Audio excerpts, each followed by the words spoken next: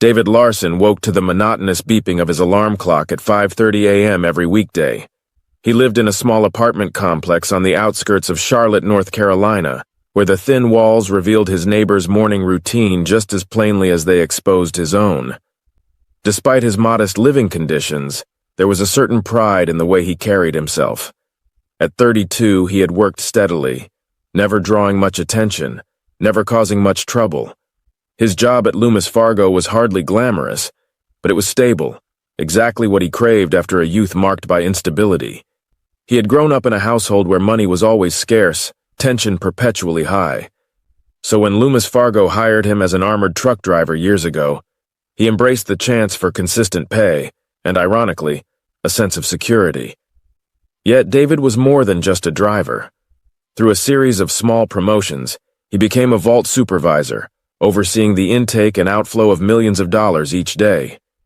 This new role both awed and troubled him. On one hand, the company entrusted him with extraordinary responsibility. On the other, he felt deeply aware of his precarious position. A man of modest means surrounded by unthinkable wealth. Entire pallets of cash that dwarfed his annual salary 1,000 times over. Each morning he'd sip his coffee from a worn thermos, glancing over the array of keys and codes he needed for the day. Ever watchful, David never allowed himself to daydream too long about how drastically life would change if that money were his. In the hush of the vault corridors, he sometimes felt as though the endless stacks of cash beckoned him. But he always shook off the thought, reassuring himself that he was an honest man. He needed the job, not the trouble. That unspoken rule, "Don't give in to temptation," governed David's every move. A childhood spent in near poverty had shaped his cautious, almost timid approach to life. He recognized greed as a dangerous impulse best left unindulged. But no man's guard is ever perfect. Unbeknownst to David, the delicate threads of his moral stance would soon be tested by the subtle, persistent lure of easy money. One Thursday evening, David found himself at a local diner called Marcy's, a brightly lit place with red vinyl booths and checkered floors. Across the table sat Carla Myers, his friend since high school. Carla's personality was a whirlwind of flirtation, ambition, and restlessness. She was the sort of person who saw opportunities everywhere, even if they required bending the rules. "You handle all that money every day," she said, stirring her iced tea with a straw. "Ever wonder what it might feel like to have a chunk of it for yourself?" David felt a faint tremor in his stomach. Carla's question was playful, but beneath it lay a real challenge. He chuckled, trying to disguise his discomfort. "If I had $1 for every time someone joked about that," he said. "Too many cameras, too many logs. I'd be caught in seconds." Carla arched an eyebrow. "Cameras can be avoided. Logs can be faked. People get around security all the time if they're smart. The question is, are you?" He fiddled with his napkin. Though he feigned nonchalance, his mind replayed the daily routine in the vault. Keys, codes, schedules, and indeed blind spots. He quickly pushed the images aside. "This isn't your path," he told himself. The stakes were too high. Yet Carla's words planted a tiny seed in his mind. Whenever he closed his eyes at night, he found that seed sprouting, reminding him how easily a single inside job could eclipse a lifetime of meager pay. Ridiculous, he scolded himself. The consequences would be catastrophic, and anyway, he wasn't a criminal. But a series of small events began to converge. Rent was rising, his car needed repairs. He was behind on a medical bill for his mother, who had been unwell for months. Each new expense seemed to whisper, "If only you had more money." The glint of possibility flickered in David's imagination, even as he tried desperately to ignore it. He had no idea that Carla, with her bold curiosity, was merely the first domino in a line that would soon come crashing down, leading him toward a path of deception and theft. Carla wasn't working alone. She hinted to David about a man named Stephen Burns, an acquaintance who had all sorts of connections. Carla never went into specifics about Stephen's background, but David gathered that he wasn't exactly law-abiding. Stephen, it seemed, had a used car lot in a less polished part of town, and dealt in cash more often than typical dealerships. Local rumor suggested he had a side hustle in loan sharking. "When I mentioned you and your job," Carla said one night, voice low. He seemed interested. Maybe he wants to ask about your day-to-day routine. You know, what's possible, what's not. David paused, glancing up from his beer at the worn wooden table. They were sitting in the back room of a neighborhood bar, the overhead lamp casting amber circles on the stained tabletop. The place smelled of spilled liquor, cigarettes, and stale peanuts. He felt uneasy that Carla was already discussing details of his security job with someone else. I'm not sure it's a good idea, he said, forcing a casual tone. But Carla, as always, had an answer. David, relax. Steven's just curious. It's not like we're going to rob the place tomorrow. She laughed, but David's apprehension didn't fade. Plus, she added, you never know where these conversations can lead. A better job, a different opportunity. You're bored there, aren't you? He sighed. Boredom wasn't the right word. He found his job stressful, but dull in a mind-numbing sort of way. Yet he also felt anchored by it. A sense of security he had lacked all his life. Why risk it? Nonetheless, the next week found David, Carla, and Stephen Burns huddled in the same dingy bar, the jukebox humming an old rock ballad in the background. Stephen was younger than David expected, tall and lean with a confident swagger. He wore a pressed shirt and gold watch that hinted at money, though not necessarily legitimate money. I hear you're the guy with all the knowledge, Stephen said as soon as Carla introduced them. You work at Loomis Fargo, a vault supervisor, right? David pressed his lips together, worried about revealing too much. I coordinate shipments, keep track of the vault logs, make sure everything matches up, he said, keeping his explanation minimal. Stephen leaned in, eyes gleaming. That's a lot of responsibility. I respect that. David nodded, feigning polite interest. Carla stepped in, guiding the conversation toward broader topics. But eventually the night's talk circled back to the central curiosity. How secure was Loomis Fargo, really? And if a person wanted to borrow a large sum of money, how would they go about it? David downplayed everything. They have cameras all over, he said. Double checks, logs, passcodes. If I so much as breathe too close to a stack of cash, it's recorded somewhere. But you know the system, Stephen pressed. You know the flaws. David shrugged uncomfortably. No system is perfect, but it's not as simple as Hollywood makes it seem. Still, the conversation continued. By the time the bar closed, David found himself harboring a sense of unease and a surprising undercurrent of excitement. Something in Stephen's assured demeanor hinted that if they tried something, it might actually succeed. But success at what cost? Over the next few weeks, an odd alliance formed. David, reluctant but curious, provided factual information about the workings of Loomis Fargo. Daily schedules, how shipments were logged, the shift patterns of guards, and the advanced but not foolproof security measures in place. Carla acted as a mediator, bridging the gap between David's caution and Stephen's ambition. They met sporadically, sometimes at Carla's small rental house, sometimes at Stephen's used car lot after hours, and occasionally in out-of-the-way diners. Stephen often brought along associates, people whose faces David found forgettable but whose intentions felt undeniably shady. Among them was a barrel-chested man named Ronnie, who apparently had some background in electronics and security systems. Another was a wiry woman in her late 20s, Lisa, who said little but watched everything with hawk-like vigilance. Gradually, the group pieced together a potential blueprint for a massive theft. The more David talked, the more it became clear that Loomis Fargo's biggest vulnerability was an inside man, someone who had the codes, who knew the shift overlaps when cameras might be switched from live feed to after-hours monitoring, and who could engineer a slight delay in the alarm system. David found himself pacing in his cramped living room late at night, second-guessing every step. He'd pull open his battered laptop and type notes, times, schedules, backup systems. Then, terrified of leaving evidence, he'd delete them. Still, his mind was perpetually occupied with the puzzle. Could it be done quickly enough to avoid detection? Could it be done quietly enough that no one got hurt? He told himself that if this scheme ever became real, violence would have no place in it. He abhorred the idea of guns or threats. Stephen, meanwhile, saw this as the ultimate jackpot. "We're talking about tens of millions, maybe more," he would remark in a hushed voice, eyes alive with an almost manic excitement. "We do this right. We walk away set for life. No more paycheck to paycheck, no more used cars. Imagine the possibilities." Carla echoed his enthusiasm, though she sometimes tempered it with questions about logistics. Where do we store that much cash? How do we spend it without drawing suspicion? But it was clear she, too, was enticed by the vision of financial freedom. David's conflicted conscience kept him oscillating between fascination and fear. Each day he performed his vault duties like clockwork, a model employee among unsuspecting co-workers.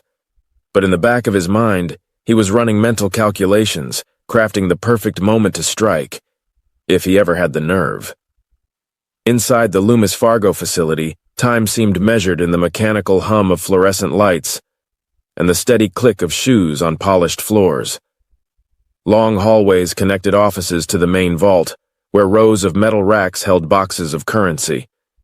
The security cameras perched in every corner like silent sentinels, red lights blinking. David often found himself glancing at those cameras, wondering if his eyes betrayed him on camera feeds. He started staying late occasionally, telling his supervisor he needed to reorganize certain shipments or run thorough checks on the logs. It wasn't unusual for a vault supervisor to put in extra time, especially after large cash deliveries, so no one questioned him. During these solitary hours, he'd note how guards shifted posts, how certain cameras switched to auto-rotation at night, and how there was a small dead zone in coverage near the loading dock. David's chest would tighten whenever he thought about the final step, physically removing the money. They couldn't simply walk out with stacks of bills. That much currency required vehicles, cooperation, and timing so precise that any deviation could be catastrophic. And that was just the immediate problem. After the theft, they'd have to hide the money, launder it, and avoid suspicious spending. Yet each complication seemed to spur Stephen and Carla on. In their eyes, the risk was worth it. Whenever David voiced doubts, Stephen would wave them away. "You're overthinking, David. We have more than enough planning. Besides, you're the best inside man possible." Those words somehow cut David both ways, a twisted form of flattery that ignited a strange pride but also weighed on him like a lead vest. The more he learned about the intricacies of Loomis Fargo's system, the more he realized he really was the only one with the knowledge to pull this off. A moral boundary was fracturing under the stress of that realization. And so the planning continued, all while David tried to maintain an air of normalcy. He'd chat with coworkers about weekend sports games, help count and stack bills with professional calm, and meticulously log each deposit or withdrawal. On the surface, he was the trustworthy employee the company had always believed him to be. But beneath the drone of the overhead lights, a storm of conspiracy brewed. The group honed their plan like a sharpened blade, each detail aimed at slicing through the fortress of security. The day was coming when that blade would be unsheathed, and David felt every nerve in his body tightening as that moment approached. The chosen night arrived in late autumn, a gray sky pressing down on the city, the air tinged with the scent of fallen leaves. David had stayed at work later than usual, waiting for the final shift overlap that would leave a thin staff on duty. By design, only a handful of employees would be present, most of them in distant parts of the facility.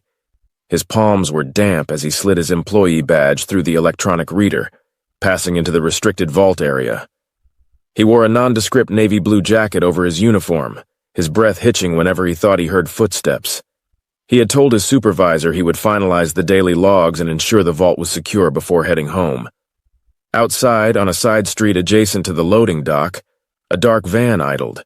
Stephen sat behind the wheel, his expression set in determination.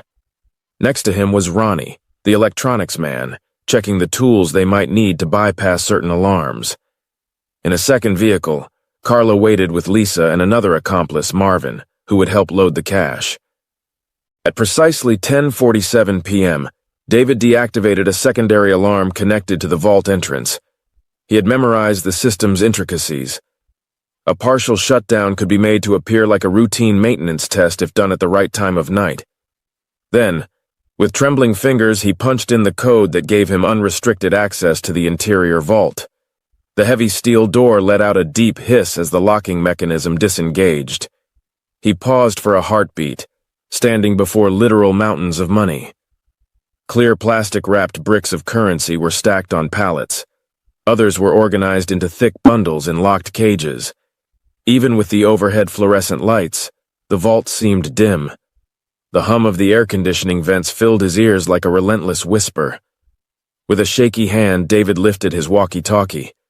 "All clear," he said softly, pressing the button to reach the earpiece Stephen wore. Outside, the van rumbled to life. Moments later, Stephen and Ronnie emerged from the darkness, entering through a side door David had discreetly unlocked. In that instant, David's nerves sang with alarm. It struck him how irreversible this act was. If they got caught, there would be no returning to the quiet safety of his old life. Too late, he told himself, swallowing the lump in his throat. The vault was open, and the conspirators were here. The plan was in motion. Inside the vault, adrenaline surged through everyone. Stephen's eyes gleamed with excitement, but also with a hint of desperation. Ronnie positioned a small device near a camera feed to scramble the signal temporarily. He muttered to David, "This'll buy us 15, maybe 20 minutes, tops." They had to work fast, because someone on the outside might notice the feed disruption. Even if the alarms didn't go off, an unexpected glitch in the camera system would raise suspicion eventually. Carla arrived next, along with Marvin and Lisa, each carrying large duffel bags. Their footsteps echoed ominously in the steel confines. Without exchanging many words, they fell into action. Carla directed the crew, telling them which stacks to grab first. David, well aware that many of the bills were either scheduled for distribution or had just arrived from local banks, prioritized the piles that contained the highest denominations. "Focus on the hundreds and fifties," he hissed, his voice tight. "The smaller bills will slow us down, and we only have so much space." His mind raced with practicalities. "We can't load everything, we have to pick the right bricks." He fought to keep track of time. Each second felt like a hammer blow in his skull, pounding out the rhythm of potential discovery. Duffel bags filled with astonishing speed. Entire bricks of currency dropped in with dull thuds. Carla's cheeks were flushed, and Stephen's breath came in short gasps. The sheer physicality of hauling that amount of money was surprising. Millions of dollars weigh more than one might imagine. Meanwhile, David double-checked they hadn't accidentally triggered any silent alarms. The plan involved tampering with the motion sensors in a short corridor that typically scanned the vault's interior at night. Ronnie's scrambled signal was crucial. If the sensors registered movement, they'd normally alert the main security station. For the moment, the station should only see static or an under-maintenance notification. Still, the group was on borrowed time. With each bag loaded, they were one step closer to crossing a point of no return. David felt a swirl of emotions, exhilaration, guilt, dread. "This is it," he thought, heart hammering. "We're actually doing it." When they couldn't fill another duffel bag, Stephen nodded sharply. "Go, go, go," he ordered, voice strained. Ronnie led the way, carrying 2 stuffed bags that threatened to burst at the seams. Lisa and Marvin hustled out behind him, also weighed down. Carla glanced back at David, her eyes reflecting both triumph and anxiety. David pressed a button to re-engage part of the alarm system behind them, just as they'd planned, hoping it would seem like a normal reset once they were gone. He left a portion of the vault locked but empty, giving the illusion that the facility was as they had found it, minus a suspiciously large sum of cash. But if everything went right, no one would notice the discrepancy for at least an hour or two, possibly more. He jogged behind Carla toward the loading dock. The air outside felt shockingly cold against his sweat-slick skin. A small overhead light illuminated the van, revealing the anxious faces of the conspirators as they crammed duffel bags into the cargo hold. The weight caused the vehicle to sag slightly on its rear suspension. "Is that everything we can manage?" Stephen demanded, scanning for stragglers. David nodded, swallowing the dryness in his throat. "We've got more than enough," he said, though the exact total was unknown. By the looks of the loaded bags, it was millions, quite possibly over $10 million, maybe even closer to 20. The true figure wouldn't be known until they counted it, if they dared. Another vehicle idled around the corner, waiting to serve as a decoy if the group was pursued. Carla planned to drive off separately, ensuring they didn't move as a suspicious convoy. Everything had been orchestrated to minimize the chance of immediate capture. Before David climbed into the van, he paused. He cast one last glance at the Loomis Fargo building he had grown so used to. The harsh neon security lights flickered along the exterior walls. He wondered if there would be any going back. No, he realized. Not after tonight. Then he wrenched the van's door shut, and they peeled away into the darkness. Dawn broke over Charlotte with a crisp, pale light. Birds started their morning chorus, oblivious to the theft that had transpired just hours earlier. Inside Loomis Fargo, the first employees to open the vault for the day discovered chaos. Entire pallets missing, caged areas empty, and no sign of forced entry. It made no sense at first. Alarms hadn't blared, cameras hadn't triggered emergency notifications, and the doors were still locked. As soon as the magnitude of the loss became clear, panicked managers phoned law enforcement. A hush of disbelief hung in the air. How could this happen? The scale of the missing funds was enormous. Estimates ranged from 10 to 15 million or more. The news spread like wildfire among the staff, sparking terror and speculation.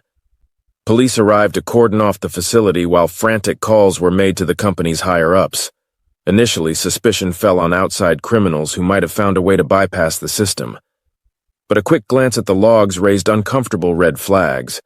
David Larson had been the last supervisor on duty. He'd signed out roughly 40 minutes after the final guard rotation. The digital records also showed a vault door code entered just before midnight, by David's ID badge.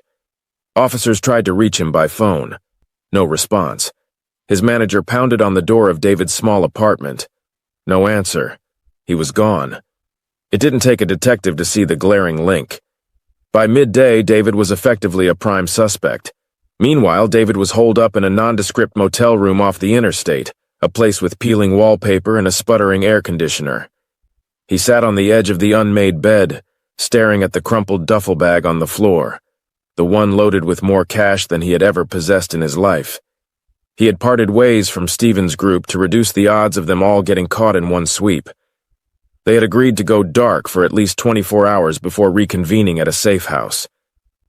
David's phone buzzed sporadically with calls, presumably from co-workers, managers, or even the police. He felt a numb terror coil in his stomach, imagining the swirl of accusations. They must know by now. A part of him had hoped it might take days to discover, but that had been a foolish fantasy. He could only wait, anxiety mounting as the morning hours ticked by. The plan was to regroup, figure out the next steps, but already cracks were forming in the supposed perfection of their scheme. By late afternoon, the enormity of the Loomis Fargo heist had attracted the attention of federal authorities. The local police worked with the Charlotte office of the FBI, who specialized in large-scale financial crimes, especially those involving armored car companies that operated across state lines. The official reason for FBI involvement was straightforward. This was interstate commerce, and an inside job of unprecedented scale. Special Agent Linda Price was among those tasked with the investigation. A methodical, analytical mind, Price had cut her teeth on bank fraud cases and embezzlement schemes before tackling bigger heists. She arrived at Loomis Fargo to a scene of corporate panic. Men in suits shouting into phones, employees huddled in corners, tearful and shell-shocked. She quickly took stock of the situation. Surveillance footage, partially scrambled during a specific window of time around midnight. Oddly, the system logs indicated it was a routine maintenance check, but that check wasn't scheduled. David Larson's ID, used to open the vault door. Last employee in the building, apparently left in normal fashion. Soon after, the facility alarm re-engaged. No forced entry. The vault's locks and doors had not been physically compromised.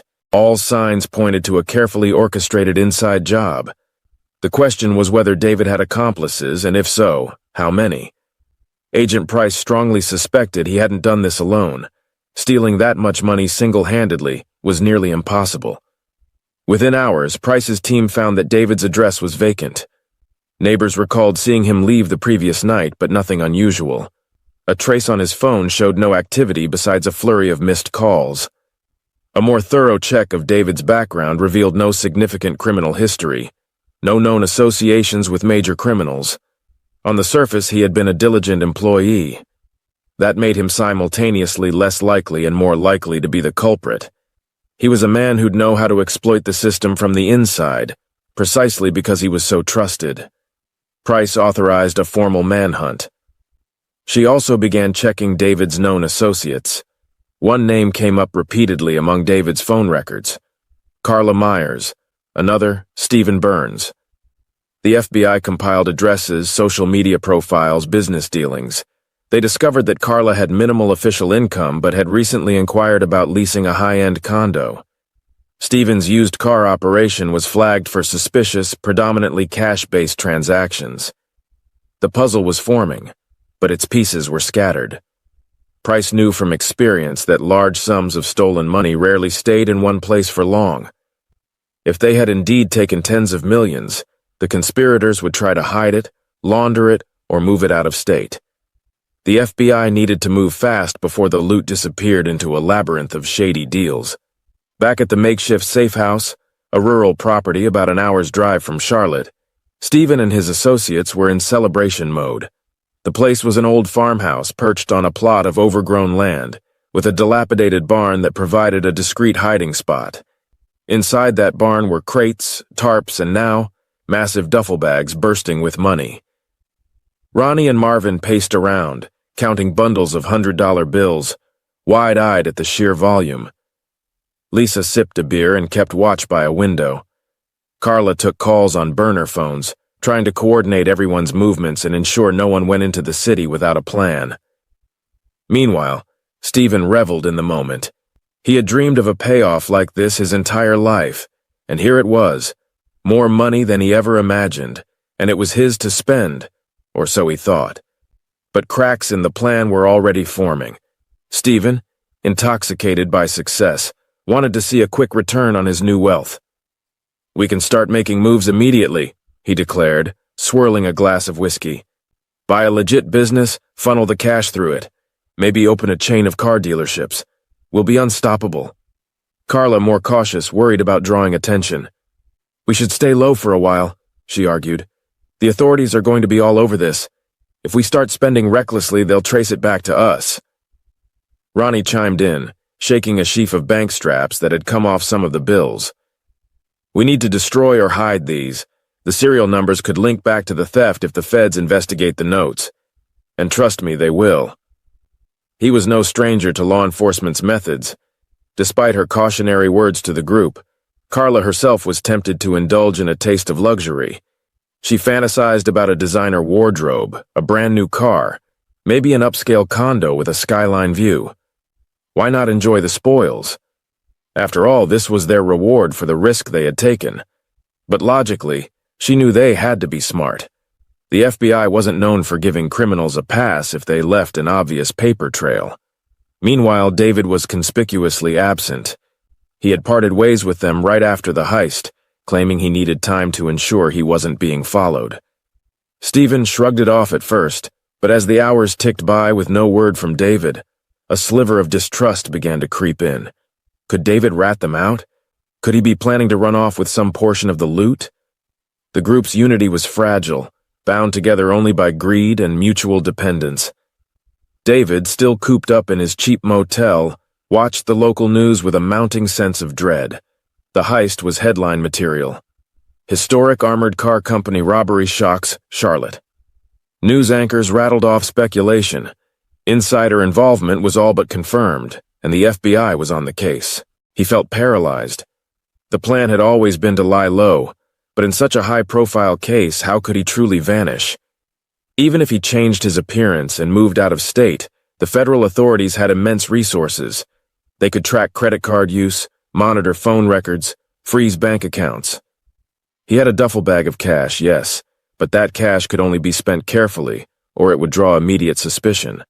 Worse, he had no illusions about Stephen's associates. They were opportunists, some with criminal backgrounds. If cornered by law enforcement, would they point fingers at him to secure a plea deal? Did he trust Carla, his longtime friend, not to betray him under pressure. He spent long hours alone, wrestling with the magnitude of what he had done. I just ruined my life. No matter the outcome, his job, his reputation, his shot at a normal existence, gone. And for what? A pile of money he couldn't freely use. The next day he sneaked out of the motel and drove a few back roads toward the safe house. He intended to talk to Carla and Stephen, see if they had a sensible plan moving forward. His heart raced the entire trip, scanning his mirrors for any sign of a tail. He wasn't sure if he'd even be welcome there, but he had nowhere else to go.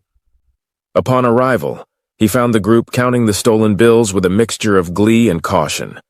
They'd set up an impromptu counting station on a large wooden table in the old barn.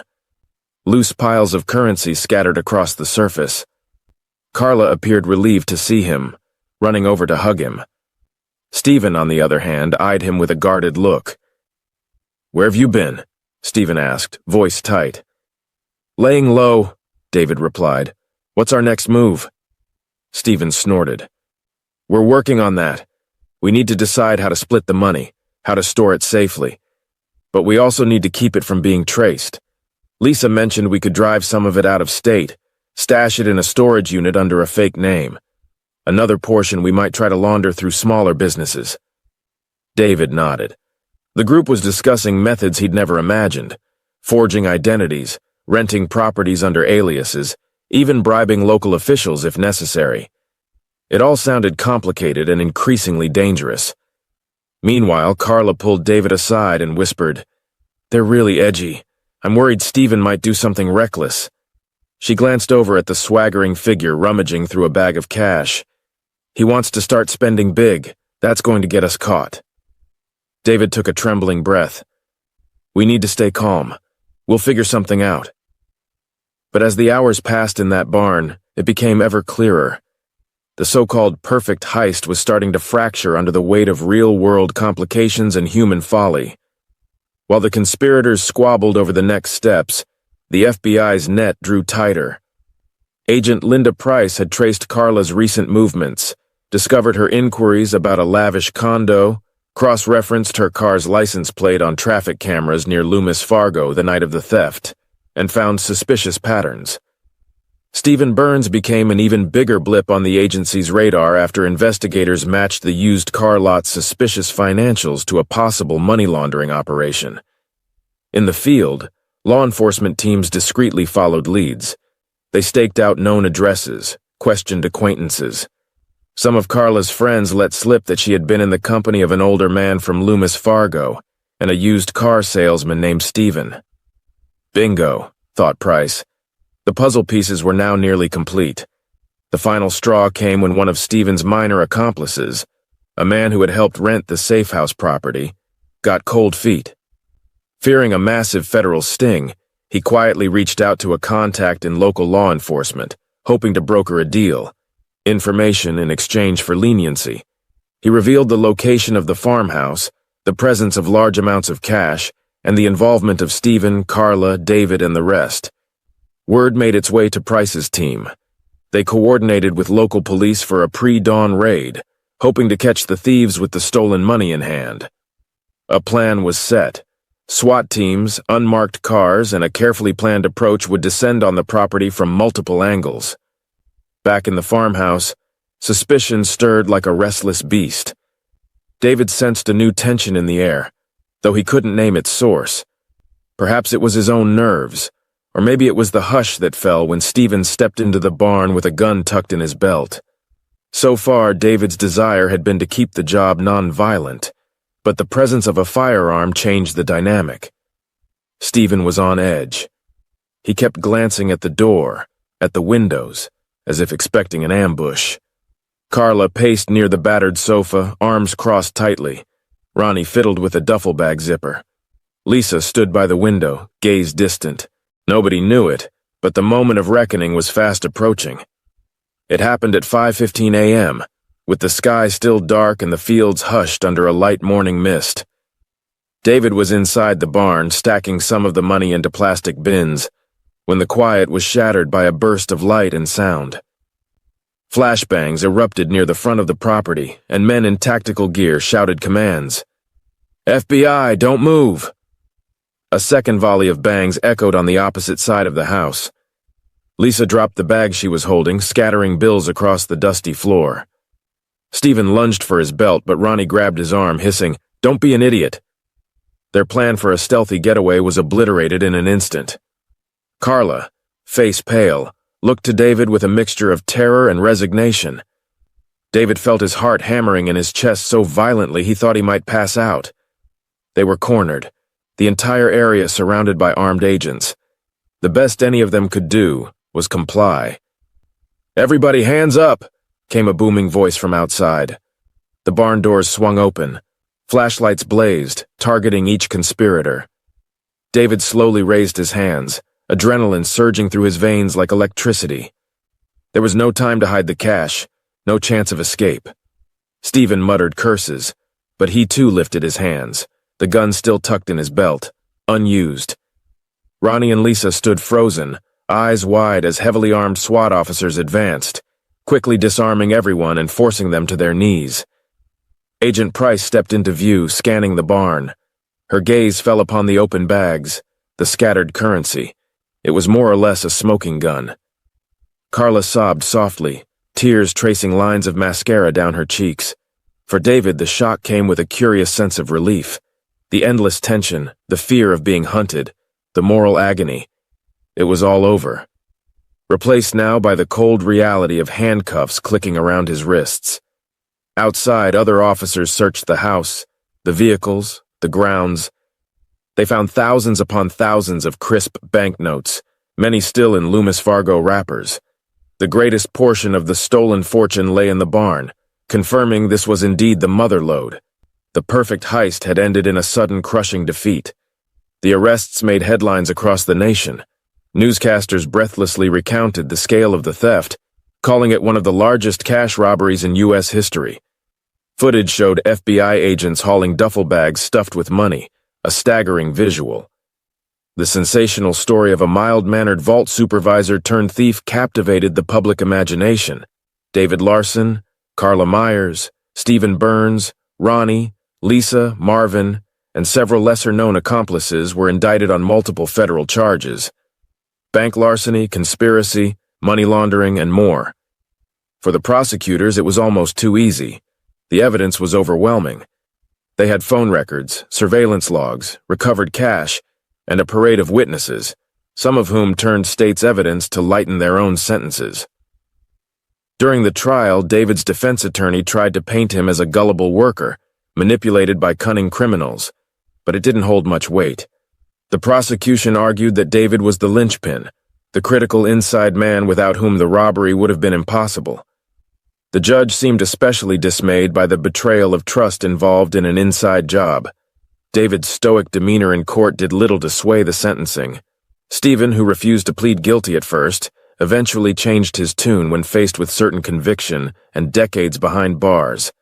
Carla tearfully testified that she had been seduced by the allure of a better life. Ronnie, Lisa, and others each tried to cut deals, some succeeding more than others. In the end, multiple lengthy prison sentences were handed down, with David, Stephen, and Carla receiving some of the harshest. In prison, David had plenty of time to reflect on how one fleeting temptation had obliterated everything he once held dear.